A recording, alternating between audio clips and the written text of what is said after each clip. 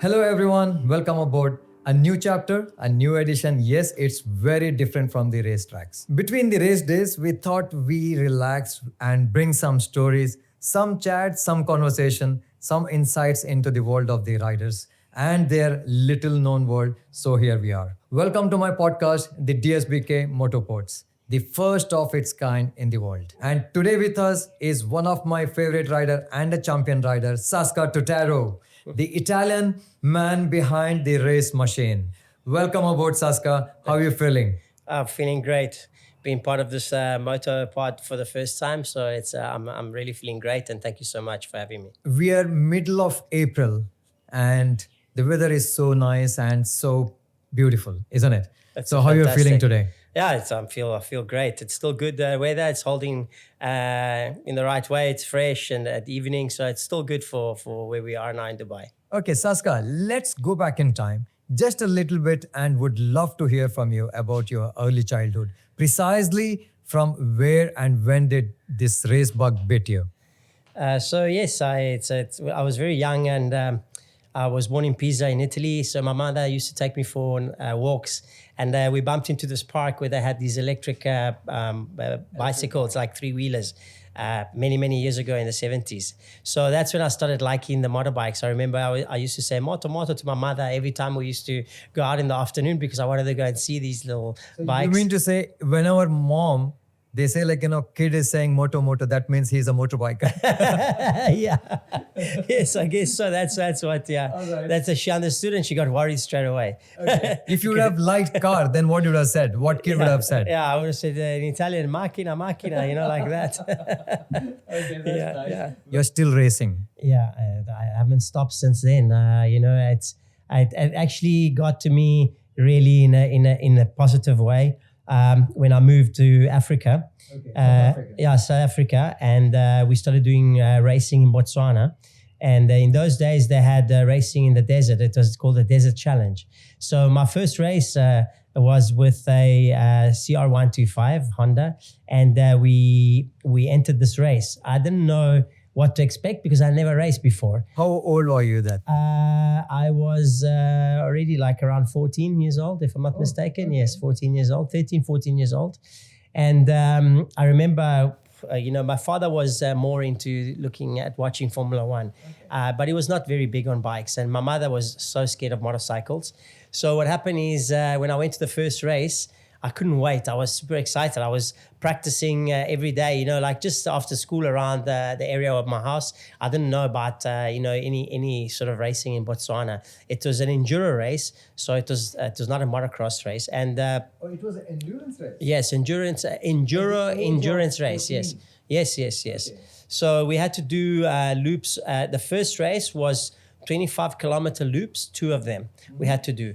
So I, obviously, when you're that young, you don't really feel being tired.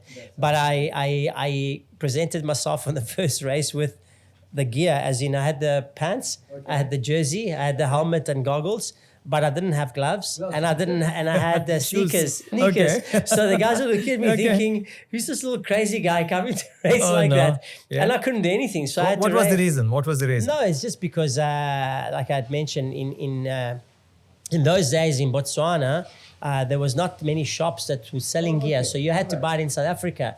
But us not knowing, as in my father and my mother, my mother was against it, so she didn't even come to see me the first You race. were allowed to race on that particular race? Yeah, you were allowed because they had just open class in those days. They were not as strict as now with all the It was age. not FIM race kind of a... No. It was just a national race because nowadays it's called the Desert Challenge 500 or something like that. It still carries on that race. But so anyway, I learned the hard way because someone actually lent me a pair of gloves, but they were like working gloves. So they were not racing gloves. Yeah, the labor gloves. The car garages or something. Yes, exactly. So I started the race and they told me, just do the loops 2 times. So I went for it. And it was very hard because it was sand, and riding on sand with a motocross bike, it's not easy. Not easy. Definitely not easy. So I learned, but I learned very quickly. I just kept the throttle full, and I was like in fifth gear, and just like riding as fast as I could.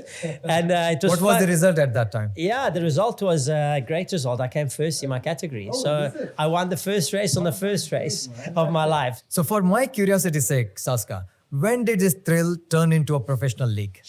So it turned into professional literally the same day as I did the first race, because it was like a whole championship. So we had another 4 races to do. So my father actually was there to see this, if I was going to actually like it or not. I did get a lot of thorns in my arms because in Botswana they have thorn trees, like it's a full bush. So I did really get a lot of...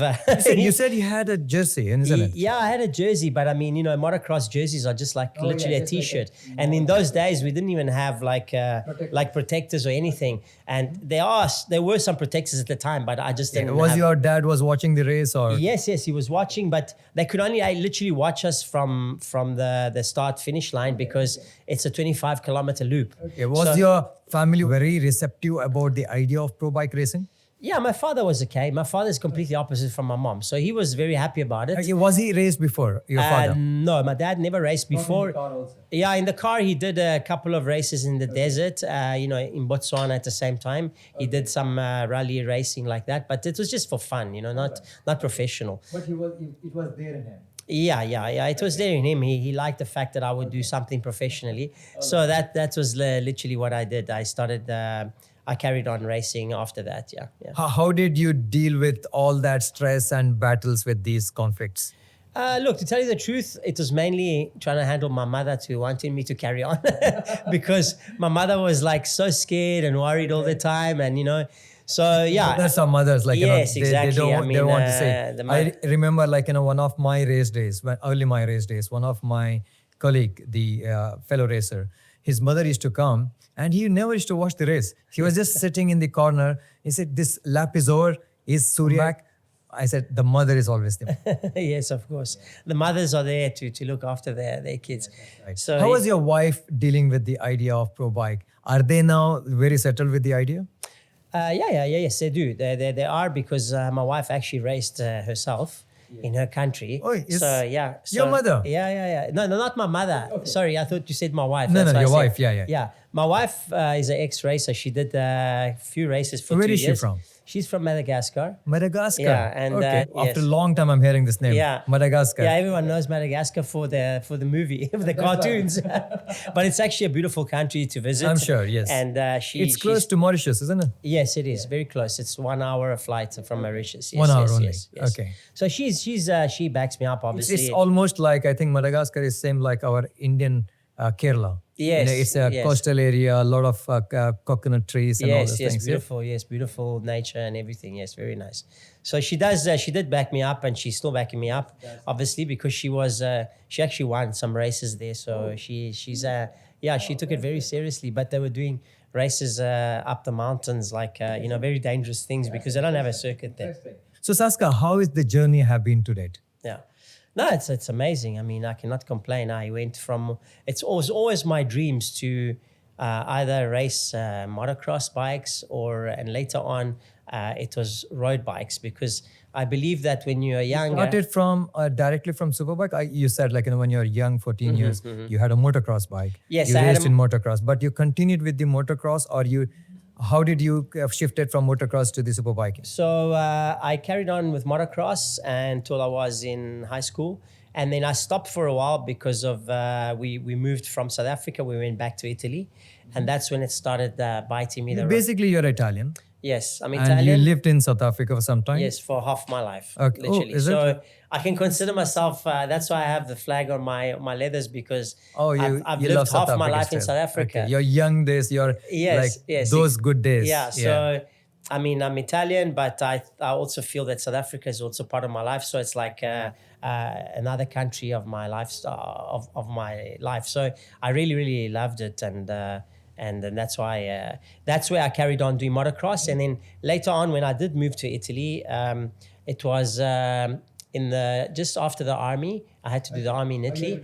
Yes, just after the army, the one night I was coming out the paratroopers base, and I saw a Ducati Monster. And I never seen such a bike because I was not interested in road bikes. And when I saw this bike, I was like, wow, what is this? You know, it was a different bike. You know, it was like a... even if the F1 car was passing by, but you're a motorbiker. So you wouldn't have cared for the F1, isn't it? No. So you like the bikes. Yeah, I knew everything about Formula One because of my father. Your father, okay. And I did go and see a few races in Kyalami back in the days in Kyalami. Who was your favorite in F1? It was obviously Ayrton Senna. Ayrton Senna was like my favorite. He was my idol. Yes, definitely. He's my favorite too. Yeah, and even Ferrari, I was cheering for Ferrari, but Ayrton Senna was like the idol. Yes. I saw my actual first Formula One. He was the best in person also, I think. Yes, he was amazing. I've seen his movie, so looks to be very, very decent, very simple man. And amazing man he's a and driver. Yeah. And so the first Formula One I saw was in the 80s, and then the second one was in 94 when I was in South Africa, and then we moved to Italy. So when I saw this Monster, I was very curious because it was not like a proper road. It was a road bike, but it was a naked bike. Okay. So it was not a naked bike is a bike without the fairings. So it was not a racing bike. However, I started like looking at this bike and this and that. And eventually I finished the army. I managed to get myself the first bike. So this was my first bike, the Ducati Monster. It was a dark looking bike. So it looked quite... you mean to say you bought the bike? Yeah, I bought the bike. After what the age? army. No, I was already old. I was at 26 years old. Okay. I'll explain why. You bought your bike on your own money? Yes, that's the first time. Yes, first bike with your own money. Exactly. That's great. And briefly, why I was doing the army late is because I moved from South Africa. I was supposed to do the army in South Africa. I did a little bit of it, and then I moved to Italy, and I still came in within the 26th year. And you had to do the army in those days. It was compulsory. Okay. So I have a background of family being in the army and the aeronautics. So I went to the paratroopers to have fun, you know, and that's why I actually only bought myself a bike when I was 26 years old. Great. And from there, I just moved on into riding in the bike and going with friends that had super bikes at the time. In Italy, it was the bikes there were all super bikes, mainly on the road. The naked bikes were only starting to come out. It was By then, Rossi was already racing. Yes, of course. He was like the guy who actually inspired me. Yeah, exactly. Yes. And all Italians inspired by Rossi. We saw him 125s, and then it was actually Max Biaggi first that everyone was following because Max Biaggi came a little bit before Rossi, and then Rossi arrived, but Rossi made the MotoGP now called MotoGP. He made it to be like something else, you know. Yeah, he took it to another level. We all love Biaggi and definitely Rossi. Rossi is even my kids love Rossi. We have a team in our house, like, you know, one son likes Rossi, my wife likes Marquez. So in the house. When the MotoGP starts, my younger one, he's still very young. So he still says, like, you know, I wish Marquez crashed. I said, don't say that. Yeah. You don't know, you know, when they crash, what happens to them and so and so. He's a Rossi guy. Whatever it is, I want Rossi to win. That's it. Of course. So anyhow, great journey, bro. Tell our audience, we love to hear from you more of your childhood stories with your first ever bike and the highs and lows of what is attached to you. Yes. So the first beautiful experiences I had were obviously with a motocross bike. When I was racing in Botswana, my first race, I'll never forget because I got a first place and I was like super excited. I never even expected it, but it was amazing. And especially sneak outs in the middle of the night?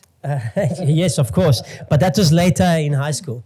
Yeah, for sure. That was definitely. So did you get beaten up or something and you got caught? Yeah, I got caught. You know, in South Africa in those days, it was politically. You got caught in the sense at the house. I mean to say, dad and mom. Yeah, no, my dad. I had a different experience with being caught and getting a bit of a hiding from my father. That was when I stole at 9 years old. At 9 years old, I stole the keys from my aunt's car and we went out with my older cousin. And he made me drive the car and we crashed it. So it was like, it was quite an experience. You knew by then, you know how to drive the car? Yes. I knew at an early age how to drive a car earlier than the bike because, you started biking at the age of 13. So car was much before means 11, 12? Yes. My dad used to put me sitting. You're not a good example for any. Yeah. No, I'm not. You're not a good father.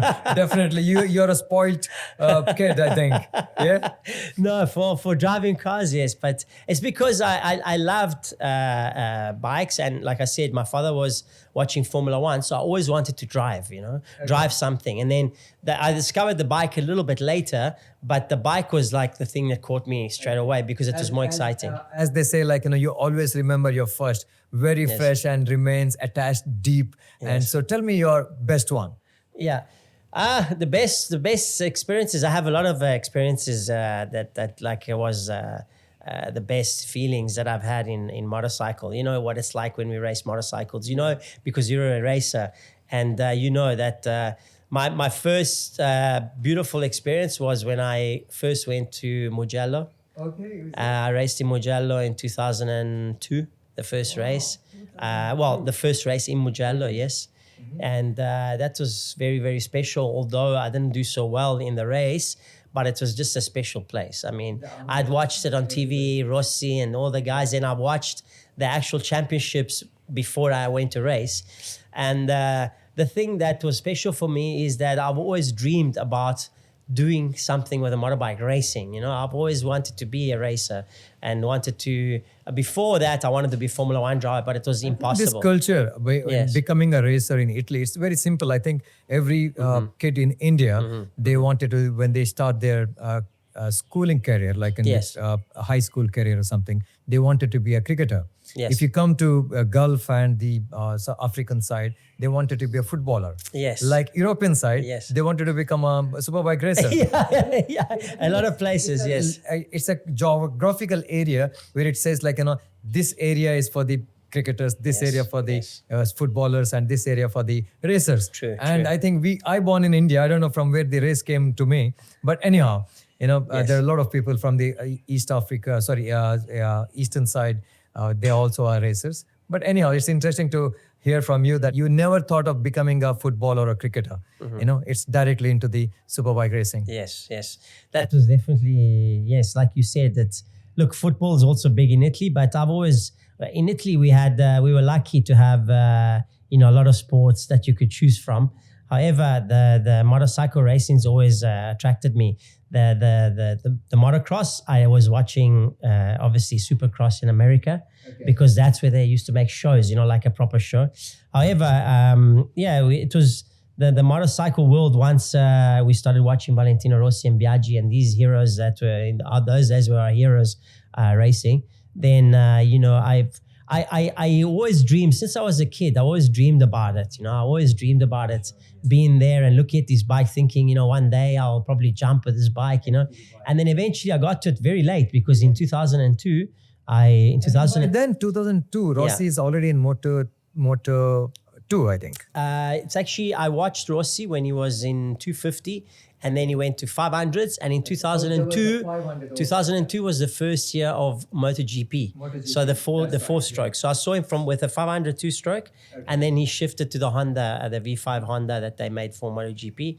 So it was, I went to see the races. It was super exciting. On a lighter note, for my audience, a lighter note, I want to ask you something very special. When did you ride your first girlfriend to impress her? That was in the 90s. No, not at all. In the 90s, I had a girlfriend that came with me to Italy, and we rode. Actually, I didn't have the bike at the time, and I asked my uncle to please lend me. He had a Honda CB400, very old bike, like a early 80s bike. And I said to him, please lend me the bike. I want to go for a ride. I have this girlfriend from South Africa. You're open to it. I mean, to hide and No. Okay. No, and so what happened is we drove from Pisa to Viareggio. It's about 20-kilometer drive. And it started raining. It was a disaster, but it was the first experience. Yeah, exactly. So it was a good experience. Basically, it helped you. Yeah, it did. Yeah, in a way, yes. That was the first time, really. Okay, now you being it's been long time you're racing. I think last 20 years you're racing. Yes. Or 25 years. Yeah, say 23 years. Since 2001, I started racing actually beginning of 2002. So more or less you are 24 years. Yes. So you've been racing since a long time. So now you have a car, you have experienced the car, you have experienced the motorbike and everything. Are you still a four-wheel guy, or you're a two-wheel guy? No, I'm a two-wheel guy for sure, 100%. I mean, that's. If you want to bring some in Dubai, if you want to bring some grocery, will you take a car or you'll take a scooty? Oh, I've driven a Vespa a lot of times. to go you and have to a get the Vespa? scooters. Yes, Okay. yes. That's great. I used to have it, but not anymore. But I used to drive the scooter for sure because I mean, ride the Dubai, you scooter. mean to say? Oh, in Dubai, yes, of course. The scooter, and before that, I was riding a Ducati, and before that, an MV to get my groceries because it's so easy. You know, just go down the road, grab a couple of. reason to ride a bike. Yeah, of course. It's more exciting. If you know? if you're bringing your girlfriend or wife, Yeah. you take your bigger bike, which is super bike. Yeah. And if you want to for a grocery, like and just go get some bread, Yeah. so you'll go in scooty. Yeah, if I can, why not? Yes, definitely. That's because when I first came to Dubai, I didn't actually have a car, so I was using the bike all the time. So I mean to say, you still prefer to go on a bike Yeah. rather than the car. yeah, I do because the bike is just more exciting. You know, it's just even if you go down to the grocery, you just feel free riding a bike, and it's just so much nicer. You know, so I really love that, and we have it in our culture in Italy.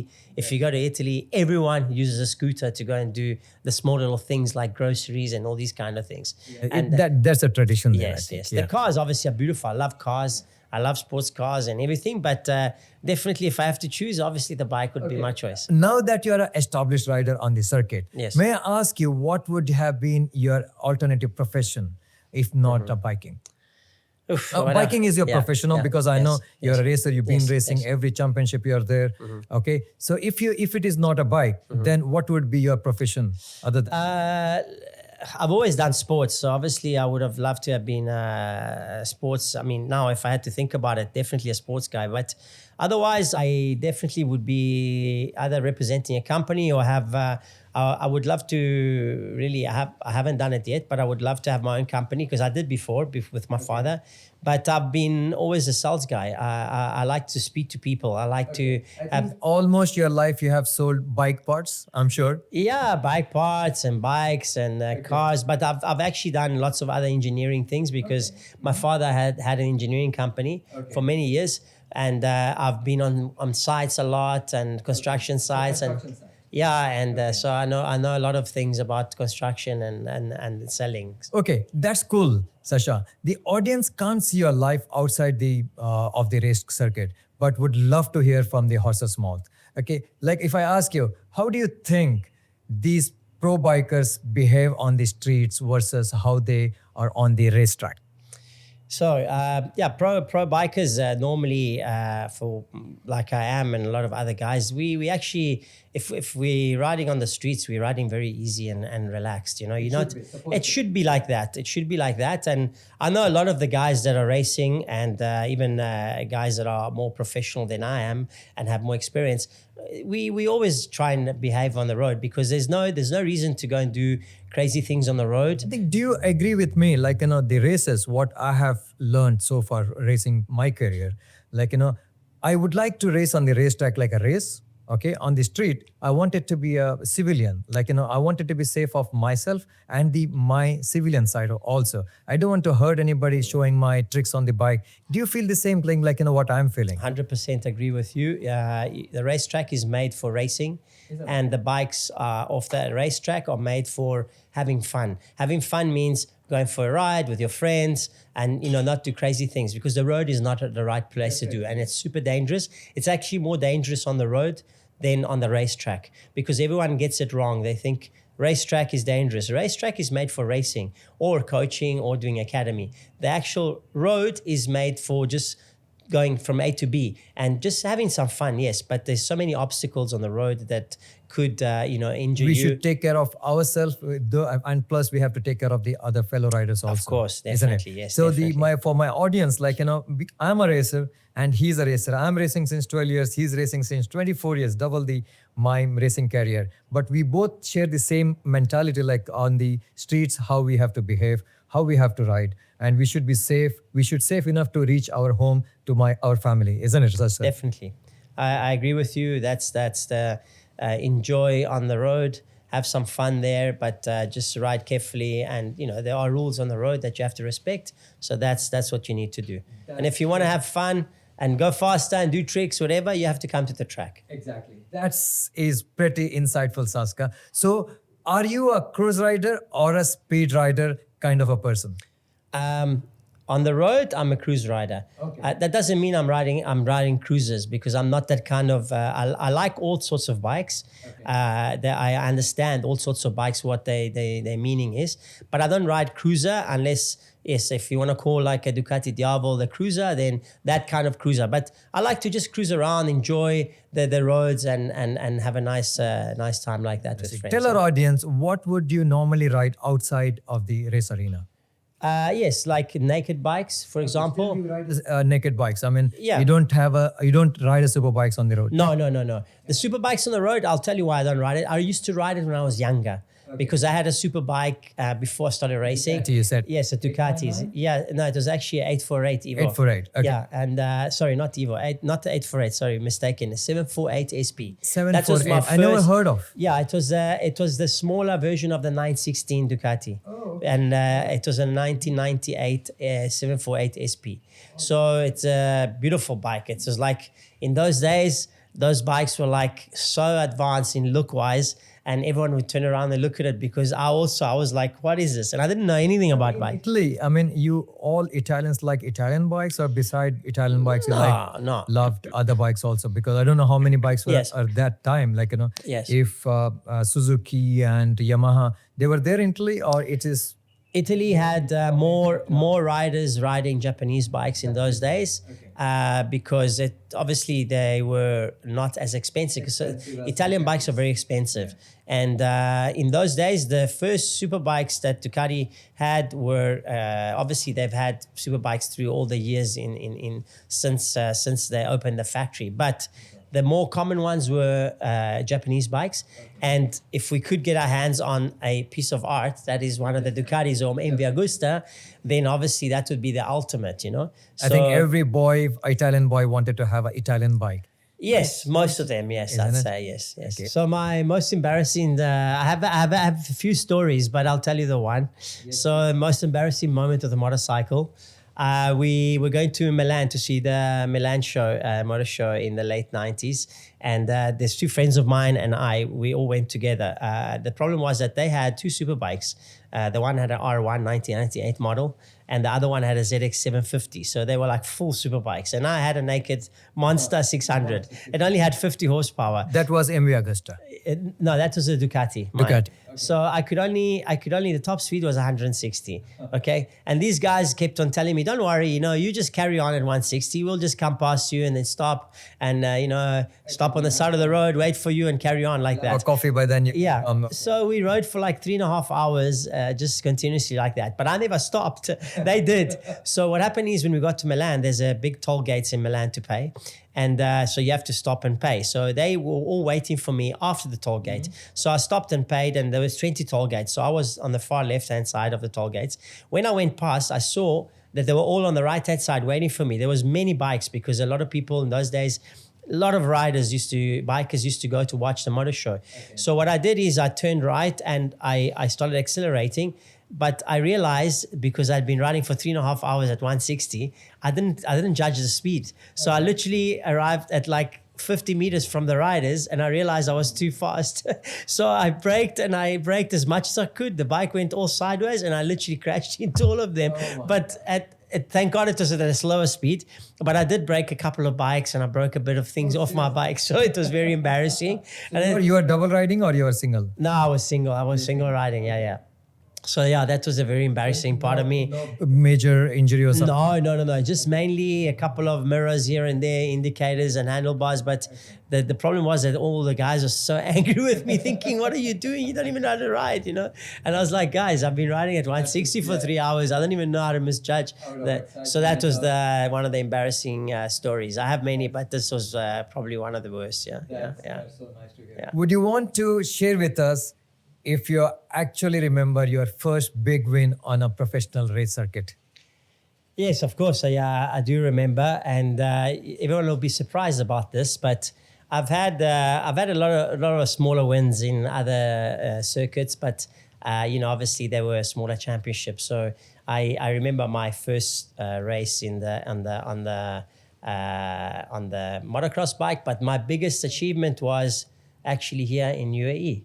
Everyone will be surprised because I did win some other smaller races, but the first like big win for me was here in UAE. Yeah, in the UAE Championship, yes. And our first race, I'll never forget it because I actually remember also when I did my first podium. And that was with you in this BSBK in Bahrain. BSBK, yes, because I remember you know very well in those days there were three guys that two of them were very light, so they always used to win because one of them was talented, obviously Al Moini, but I got my first on the last race. I said I'm either going to get on the podium or I'm not going to ever race again because it's enough getting fourth place. Exactly. So eventually I got the third and third and I since then, I don't think I've ever got off the podium since then. I think on the same Bahrain Superbike racing, we on Dubai circuit, when we had in 2017, I think. Yes. I think 2017, you were first and I was second, and the Kuwaiti guy was third. Yes, yeah. Yes, I forgot his name, Mahmoud or Osama or somebody. Yes. Yeah, even that was my one of the great race. Yeah. So we had a V4 engine at that time. Yeah. It was in 2018. 2018. Yes, because I just launched a V4, the Panigale V4. Yeah. That was the first time for me to ride a V4. Yeah, and that was amazing. Yeah, that for me also. You actually reminded me now. It's one of the nicest, not only because I won, but it was mainly because we were riding such a beautiful bike. Remember? It was amazing. I never had in my life ever ridden that kind of a bike. Yeah, me neither. For the first time, every corner, when you are in the second gate, just left, the bike used to go up. Yeah. And, something completely different. Something completely different. Something exceptional. Something exceptional. I remember, the guy who was riding in front of me. He weighs only 50 kgs or something. Yes, he does. His bike was literally shaking. Yes. I was scared, I don't know when he flew off from the bike. So I was watching him, I was slowing down myself. That bike had carried in Dubai, for my pace, yes. I carried around, I think, 320 plus. Yeah, I think that bike's, I don't know how much you must have done. No, it's I know that some max is over 300. Oh, definitely 300, over 300. So I think it's between 312 to 316. Yes. I remember the straight line. Yes. We carried 312 kilometers speed. The bike was shaking like this. It was a really, really exciting race and exciting bike to ride because that's the first V4 for Ducati. We cannot forget something like that. It was at the time the closest bike to MotoGP because the bike had with the exhausts, it had 234 horsepower, and as a standard bike, it had 214 horsepower. So you can imagine. I mean, we were like, oh my God, what is this? I'm a Marquez fan. Yeah. So when Dovizio, he was racing and I was saying, how can Dovizio overtake this guy? Because the bike, Ducati, on the straight, it goes just like that, it's like Marquez is not doing anything. Yeah, exactly. Yeah. The machine itself is different. Yeah, it's an amazing bike, and you can see it from all the wins now that they've had in the last years. They've just dominated MotoGP. Definitely. The time will come, I think, that all the manufacturers will say why we should race. Let all Ducati come in. Yeah, well, I know I've seen in a lot of groups and a lot of blogs. At the end of the day, the guys who work better, they're dominating now, but it's happened like that in Formula One also, same. As a rider, yes, he will definitely feel that the machine, what he's riding is different than what I'm riding. Of course. So I don't know how to compensate that, but anyhow, it's their problem. Yes, this will go on and on. Definitely. So the lucky guys, they will get Ducati, but you never know, Yamaha will come up with some engineering and they will do better next race or something. You never know. Yeah, I think all the guys actually got closer, so it's just a matter of time. It's only at the beginning of the year, obviously. Definitely, it's the beginning of the year. Okay, tell me, how many countries you have raced so far? Okay, I've raced in Europe, obviously. Italy I've raced in France. Okay. I've raced in Spain.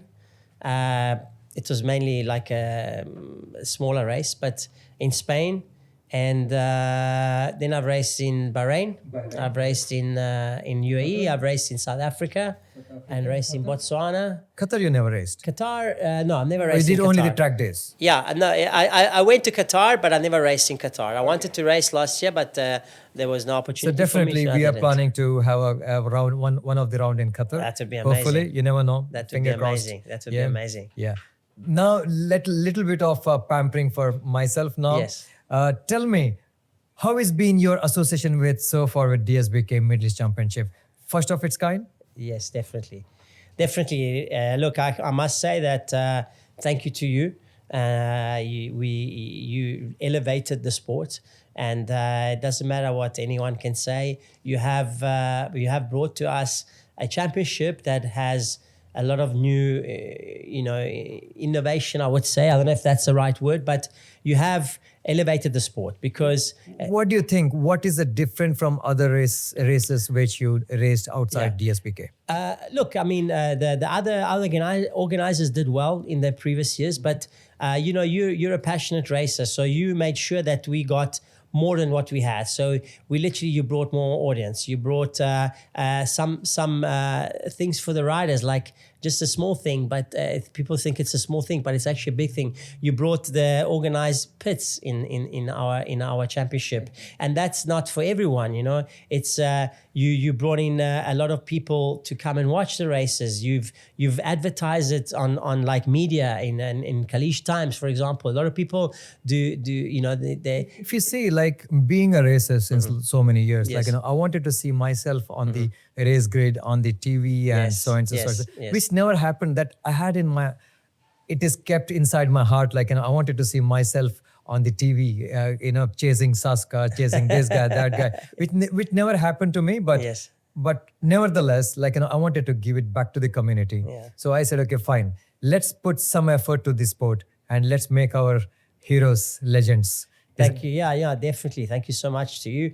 By the way, there's always a time for you to do a wild card. Oh, yeah, I'm definitely. I'll do I'm one sure you're a fast rider. You'll just get on the bike once. You'll Thank do you, well. Thank you so Yeah, much. yeah. I'm sure people must have known that I'm not only a host to take this motopods.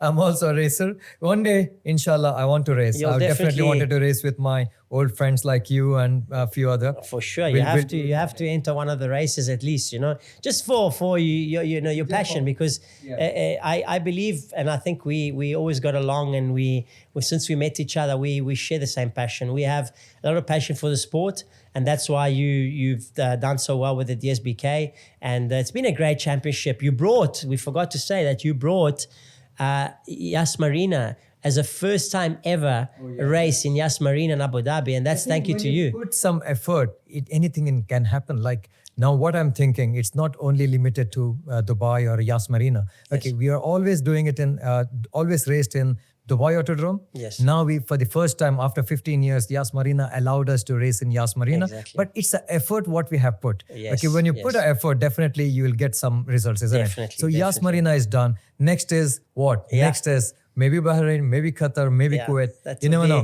be- know. We are on it. Yeah, it'll be a nice surprise, I'm sure, for all the riders, what you're up to, I know. And thank you again. The SBK has been a great experience, and I couldn't have asked for more than that.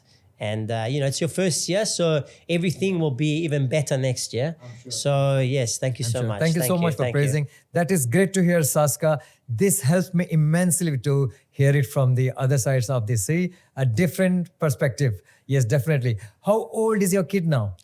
My kid is almost 2 years old. Okay. And yes, I Allow him to ride bikes. on the road, no. On the track, yes. Definitely. Exactly, I'm telling my kids, on the road, absolutely no. Yes. Even if I have 10 bikes or 15 bikes, absolutely not on the road. no. There's a big no to the road, but race, even if you want to Definitely. do the track day or race, I have absolutely no problem Yes, because yes. I know myself, Yes. if I have crashed so many times at the track, I'm still intact and I'm walking. Yes. But on the road, you never know. You definitely, even if you fall any smallest accident, you will be in a different position. Yes. So I feel like what we are thinking, any kid wanted to become a racer, he should be a racer only, not on the bike for the street. What do you think? I agree with you completely, and that's the way. If he will be into the sport, I hope so. He will definitely start riding on the track. Stop him from the racing. No. If he wants to become a racer, I'll be happy for him that he follows his passion, and he must do it in the right way.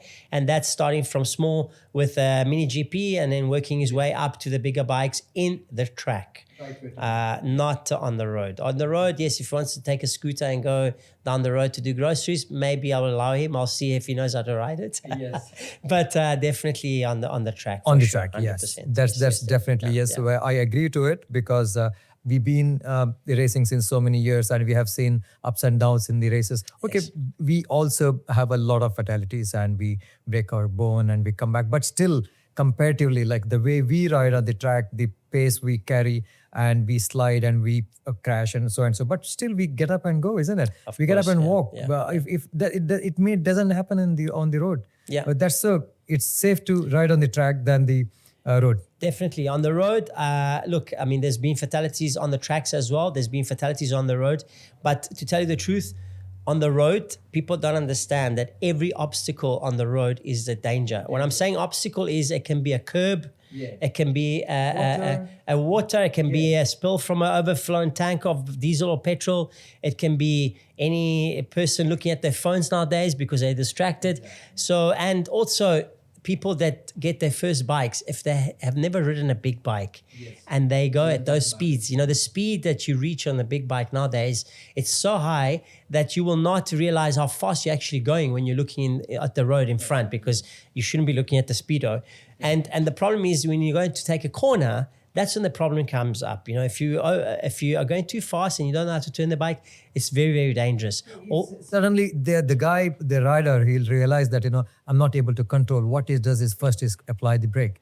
That's Yeah. the mistake everybody does, yes, isn't it? yes, So yes. anyhow, we don't want to promote any road bikers, even if they have a beautiful bike in their house. We prefer all the riders to, even if you have a bestest bike in the world, you come and enjoy that same bike, bring it to the track and ride with us. Yes, like you said, so if I just may add something, like you've just mentioned, we don't want to say to the people you shouldn't ride on the road. That's not what we want. We're just saying that mainly the super bikers, the guys who have the big bikes, yes, you want to go ride the bike on the road, fine, but you will really enjoy the bike and get the most out of it if you actually join the track and do what you need to do there with the bike.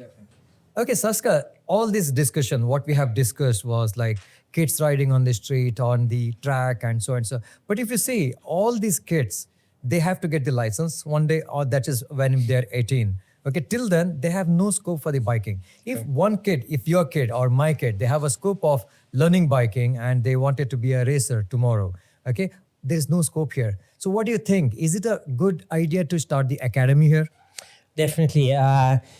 You know, they should start an academy with the smaller bikes because that's the first steps. So literally with the DSBK Academy that you're running, it's the best way how to start off with the motorcycles, because the motorcycles, first of all, are exactly the same as a super bike, but they're just a smaller scale. So it's got slick tires and a lot of other parts on it that makes you ride like a super bike. Like if you consider this part of the world, I know you're back home in Italy and Europe, like how old the kids they can start riding there? Yeah, they start very young. They start, like 6 years old. They start there. Yeah, they start very, very young. Yes, definitely. How many cc?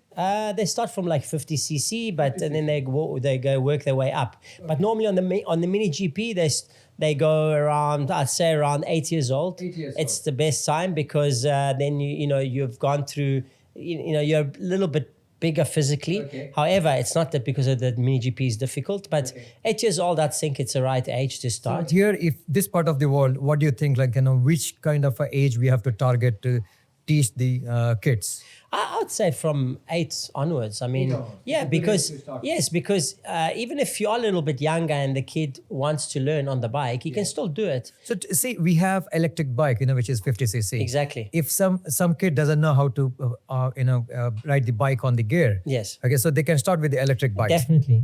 That's why you have these electric bikes, because that's the best way how to start. And even a smaller kid that knows how to ride a bicycle, because it's the same. They have a front brake, a rear brake, and just an accelerator that can be adjusted to give less power or more power. So it's a good start to have a mini GP is a good place to start for the kids. 100% it is. 100%. So we have that platform already in DSBK. Yes. Right. As you know, Yes. you have coached so many kids now here in the Yes. country, and you are comfortable to learn and teach the kids of above 8 years. Yes. And it is go till when? I mean, 8 years to how old the person can ride this? The people can ride mini GPs even at our age, if that's the case. Yeah, because we ride ourselves as well, because we still, when we don't have the time to go on the track with a big bike, we practice on the mini GP. The mini GP is literally a bike that's also used by a lot of other famous people in the world. We were mentioning before Valentino Rossi.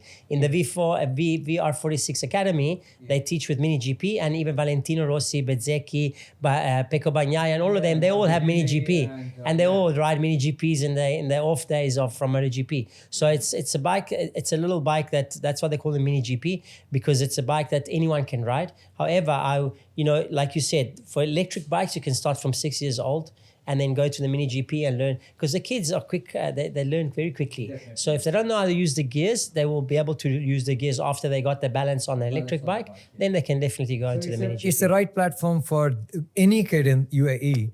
They can learn mini GP from us. Yes, definitely. Isn't it? Definitely. So that's a good idea. Yes. Like people, the kids who doesn't have exposure to the big bikes, so they wanted to start riding the bike. Yes. And I think mini GP is the right bike to. Yes, and it's also a good platform to give a sort of an education about how to handle a motorcycle. If you are thinking as a kid, when they grow, they want to buy bigger bikes, you already have a knowledge on how to ride a bike. Because nowadays you get a lot of kids that are buying, 18-year-olds are buying very big bikes, and it's super dangerous because they don't know how to handle such a big bike. So And definitely. according to me, even if somebody wants to buy a bike or they don't want to buy a bike, that's a different situation. If anybody want to learn a bike, at least for they know how to ride a bike. Yes. That will not be stayed apart from them, because some people, they learn car, but they never know how to ride a bike. But I think it's education is every single thing. Anytime in the going further in his future, that will come to his life. Like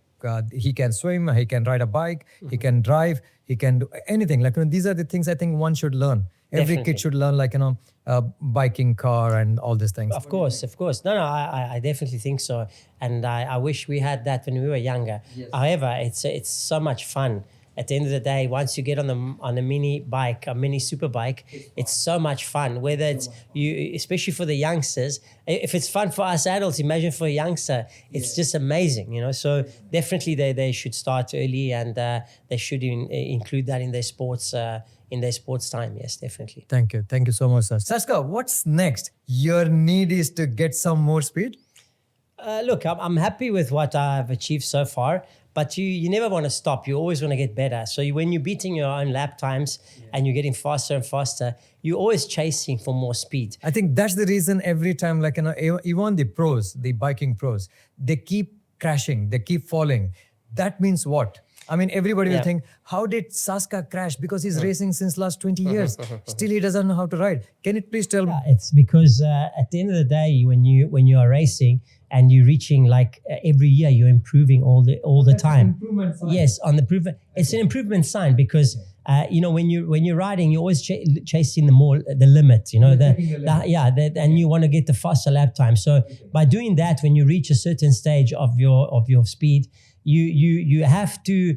It's not that you have to crash, but you can have a little slide here and there because of the chasing the record and chasing the always the speed. Yes, that means it is not you doesn't know to ride a bike. Public will think, the spectators will think, when you're riding, oh, he crashed. Crash means there are two strategies. One is crash is you're chasing for the more speed. That's why sometimes when you're not doing something which you're trying to do, that's a moment you must have crashed. Yes. Or maybe cold tires, or maybe some other reason. It is definitely not that he doesn't know how to ride a bike, isn't it? Are you coming again with the special strategy to wrap the season? Yeah, my strategy is to win all the last 4 races. Well, the last 2 rounds, and it's 4 races, because in the last two rounds, I had someone else that beat me. Actually, 2 guys that beat me. And Can you name them? Yes, of course. It's Manuel and then Yuri. Manuel Parara. Yes, Manuel Parra. He's Italian. Yes, he's Italian. He's a good friend, and we both come from the same city. Okay. And he's very fast, but I need to stop him from winning the last races. So I think in next races he cannot beat me. I think if you remember last race, when you raced last one, the round 4, which was in February. Yes. If you remember, he has beaten you literally. So can you tell me, is he faster, or you claim to be you are faster than him, and now the entire world knows he have actually beaten you. Yes. So can you please tell me how it was? Yeah, look, I mean, I don't normally find excuses, but he knows why I beat him, why he beat me, sorry. Are you looking for the some story? No, not at all. But he knows why he beat me easy last time. And I know the next 4 races is not going to be very easy for him. To say he is not fast enough to catch you. Okay. When I'm on the day that I know, when I'm on the form that I know, no. We recorded today, and we'll be showing it in next round. I'm next waiting episode when Manuel comes for a podcast. Amazing. I'm waiting for him. Manuel, you see what he's saying now. We'll definitely run this recording when you are here in the podcast. I'm waiting for you, Manuel.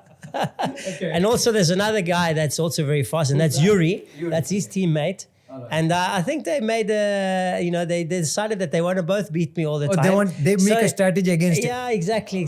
So it's 2 against 1, but it's okay. I'm used to these kind of things. Okay. So I'm waiting for you, Yuri, as well. Huh? But you also remember when we did BSBK. Yes. Okay. We were on Ducati 898 and 959 and all these things. I think at that time they were new. I think. Yes. They were new. Yuri and Manuel. Yeah. So Yes, exactly. I don't want to say anything more because I'm the host. So yes. Okay, right. Now next is rapid fire round. This is very interesting. Okay. So I have few questions to ask you. Sure. Okay. So I'll ask you a few questions. You have only 2 seconds to think. Okay. Okay. So make sure you will give a right answer. Yes. Okay. Let's go. Okay. Are you ready? Yes. Okay. Saska, the first question for you, is it cars or SUV or Uber or a bike? A bike for sure. Definitely bike. Definitely. No second opinion. No second opinion. All right, fine, done. Second question to you, is Formula 1 race is thrilling to watch or MotoGP? MotoGP. Why? Because MotoGP is way more interesting. Because you like it? No, it's because it's more interesting in the last 20 years has been so much more interesting. Also because the Formula 1s have changed their engines. And the engines, it's all like half electric, turbo. There's no noise. And that the biggest part of the Formula 1 was the big noise of the V10s, V8s, and V12s. But for me, if you ask me, why if it is not F1, or Formula 1, yes, and why the bike, I think in the car, there is no adrenaline rush. It sounds like there are 4 wheels, there is no danger, there is no corners. Okay, it has a good speed. Okay, there's a strategy, definitely. It's a dangerous sport too. But bike is more thrilling, more adrenaline. What do you think? Definitely. You're with me? It's more person involved. So like the rider has to put a lot of his into the bike. It's not like we are promoting MotoGP. No. We are definitely talking about the adrenaline rush. Yes. Yeah. Definitely, it's more exciting and more. So definitely, we go with the I agree, MotoGP. Completely. All right. Third question for you: would you be comfortable your better half racing in a pro league? Yes. Sure. Yes. Because she's from Madagascar. She have done the racing already. Yes. I think you love. She wants to race. She wants to race. That's perfect. Okay. The fourth question for you: if you had to pick 3 of your favorite racers from DSBK Championship, who are they? Okay. You can't call yourself. Okay, you have to choose next 3. Yes. Whichever. I mean, from the modified category and from the stock. You have to pick from stock because you are racing in stock. Yes. Yeah. I would say my favorite races are. I cannot nominate the ones I'm competing against. I'm sorry, guys. Next time for you. Okay. Munir, Tony, and Shamshir. Yes, okay. So they are your favorite racers, if I exclude my competitors, yes. Okay, definitely, yes. I know they are definitely a newcomers and for them it's very new. And not very new. According to our experience, their experience is less than what is our experience. Yes. That means you want to support them to come to the kind of a higher speed and the higher level. Definitely, but the main reason is because they are so humble. First of all, and that's how you should be when you still stick on to the humbleness in the racing. Of course, you have to be. I mean, they've asked me these questions before. Yeah. How do you concentrate and everything? My thing is this, and I think a lot of superbike professionals will agree. The smoother and the more relaxed you are, the faster you are. Okay. So that's why I like Munir and Tony. Also, Tony has a different case. Tony is a cool guy to have around in the pits and everything. He's very exciting, but he's super fast as well. Okay, it doesn't mean that they're slower than you. That's why you're supporting them. No. It's Shamshir I really like because he's a very dedicated person, and he's trying his hardest since he started, and he's very dedicated. So I like him for that. Munir is a very humble guy, and he's improved so much through the years because he never thought of racing, but I pushed him to come and race, and he did, and he's doing so many. Every year they're improving. And Tony is because he's very fast. It's just that he's like me. We need to practice a bit more and lose a bit more weight, and we'll both be. He'll be with us. Sorry to yes. If I have to tell you, because I want to come back to the same question. Yeah. From the championship, whom do you think, on the super stock, who will be the champion this year?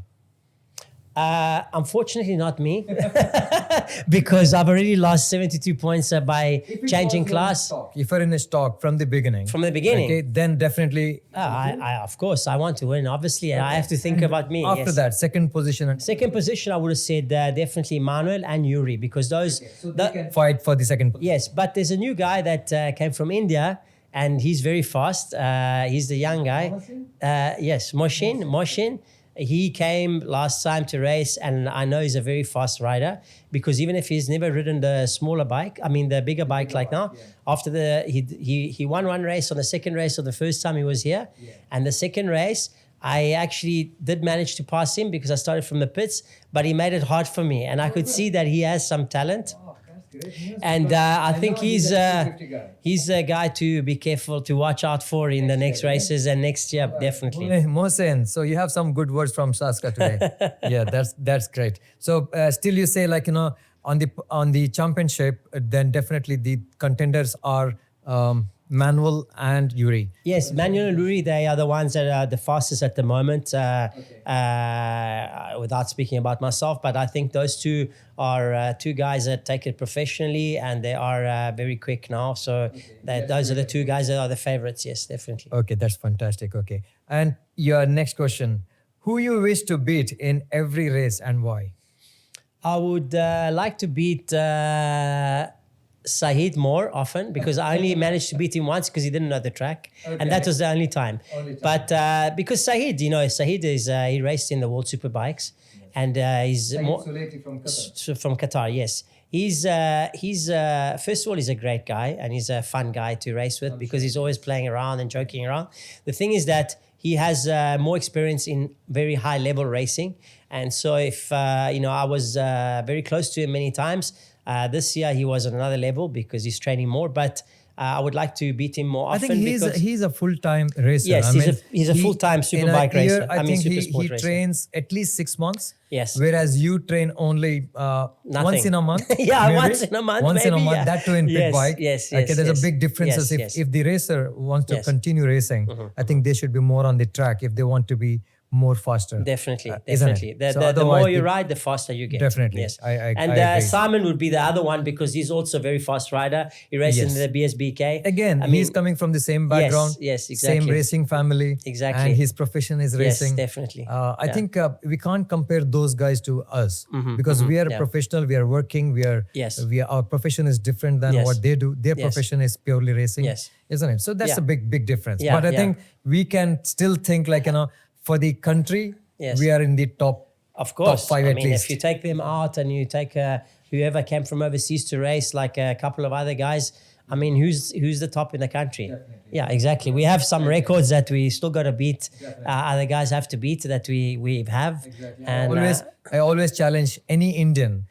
I have done 131.3. Okay. Exactly. You beat me. Since then, I'll stop saying that I'm the fastest Indian. Yeah. You're right. But and you did that a couple of years ago when the tires were not as good as now. No. Yes. So definitely. So I say anyone that can go down to 31s, it's a big achievement, and it's very fast. Now we've just gone over the 131, lower than 131.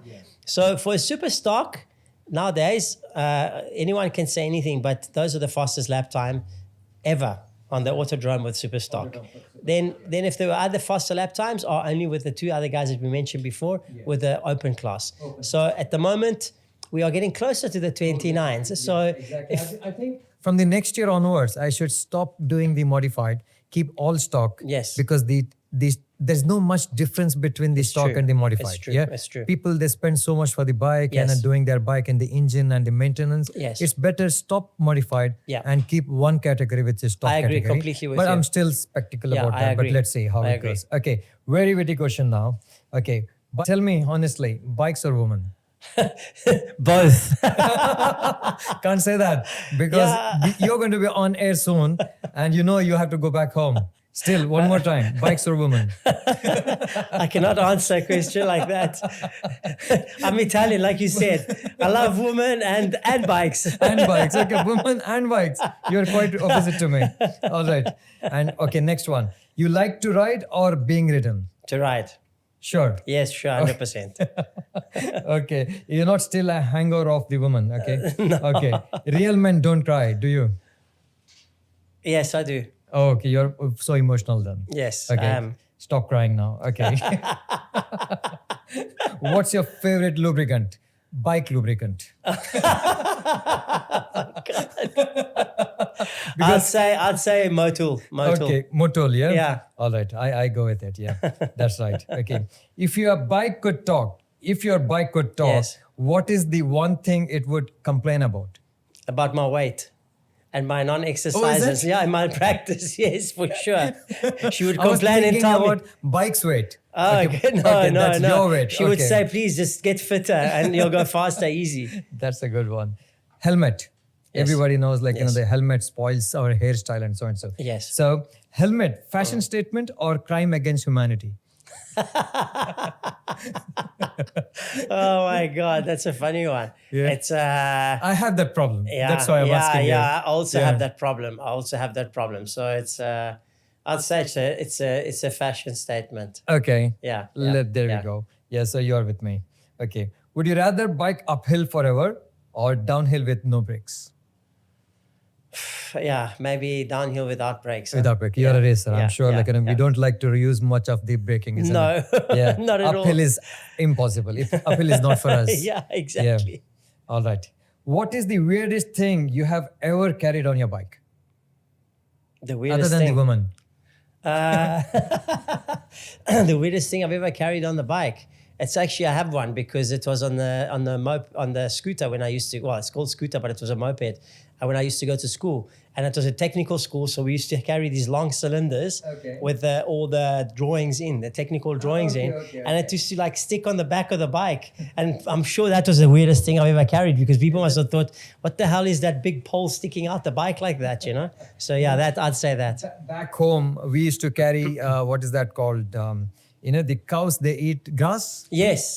We get it in one bunch of this The thing. hay, Like, yes. my uncle used to ride the bike and I used to carry the grass on. Yeah.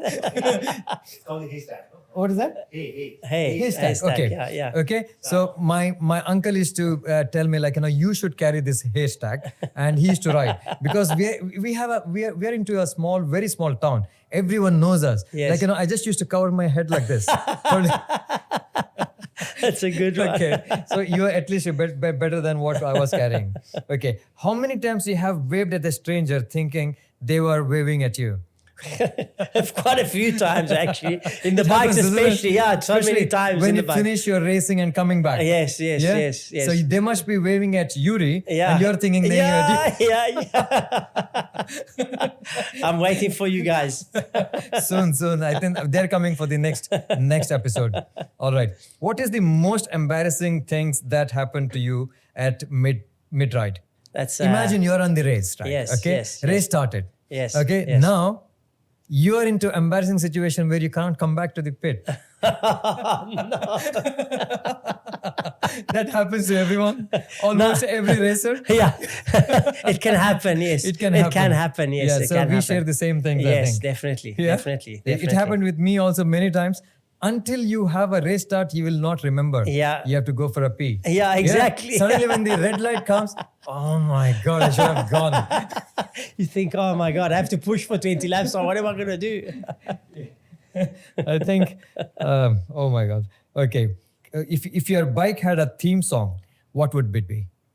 It would be But I like some rock music for riding. It just psychs me up a lot. Yes, yes. I used to tell my kids, like, I used to be a heavy metal guy. He said, Dad, how you're a heavy metal guy? Because you listen to very old Hindi songs. Like an uncle type songs. Yeah. How do you a heavy metal guy? I said, I don't know.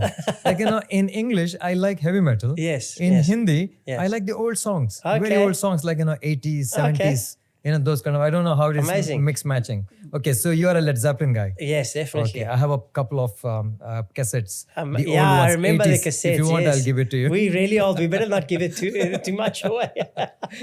But you don't have a recorder to run that. Yeah, exactly. Okay, then next question. Have you been sleepy on wheels ever? Yes, I have. I have been sleepy on wheels until you actually get it. You realize that you see the red light and you have to start the race. That's for sure. Yes, because Is it a kind of a shock? You'll be in shock that you're still looking at the red lights. Yes. And you're on throttle, but you're not going. That means your mind is sleeping. Yes. Or more alert. Yes, you need to. That's why I say sleepy sometimes, because you're not. You need to concentrate, because you're probably thinking. It's happened to me a few times, and I'm thinking about too many things about the race, and then you see the red light come up, and you have to immediately stop, cancel everything, and then quickly concentrate. So that's what happens. Okay, next. Who's your favorite MotoGP racer? Okay. Obviously, Valentino Rossi was my favorite, but I also have a superbike favorite. That was Troy Bayliss. Yes. Troy Bayliss, 3-time world champion with Ducati in 3 different type of Ducatis. That's great. Yes. And for the present MotoGP, whom do you think who will be a champion this year, 25, 26? It's quite easy to say. Look, I love Pecco Bagnaia, but Marc Marquez is a race animal, and he's got the best bike this year. Together with Bagnaia, it will be very hard, but it'll be a good race until the end, I think. Okay, that's fantastic. I'm Marc Marquez. Manuel is Pecco Bagnaia. Oh, okay. So you still have a fight. You still have a fight, yeah? Okay, that's fantastic. So we consider you as a Marc Marquez. I wish you all the best for this season. Thank you. And thank you so much for coming all the way and being here. You are the first one for the episode. This is the first episode of our DSBK Motopod. So you wish me good luck, and I wish you good luck. Good luck, and it's been an absolute pleasure to be Thank here. you. Thank you so much, Sasha. And Thank before you leave, we have a very nice gift hamper for you. So I'll just present it to you. Thank you so much. Thank you. Thank you so much for coming. Thank you for making it. Thank you. All right, welcome. Thank you. Well, that brings us to an end of our Motopod show with Saska Totaro. Thank you very much, my beautiful audience. You have been great. Hope you have loved what you have seen and heard from our racer, a peek into their lives and minds. If there is anything you would want to say or hear, do hit the comments. Please share, like, and subscribe with the notification turned on. Until we meet again with another guest, have a good one. See you soon. Have a great day. Thank you.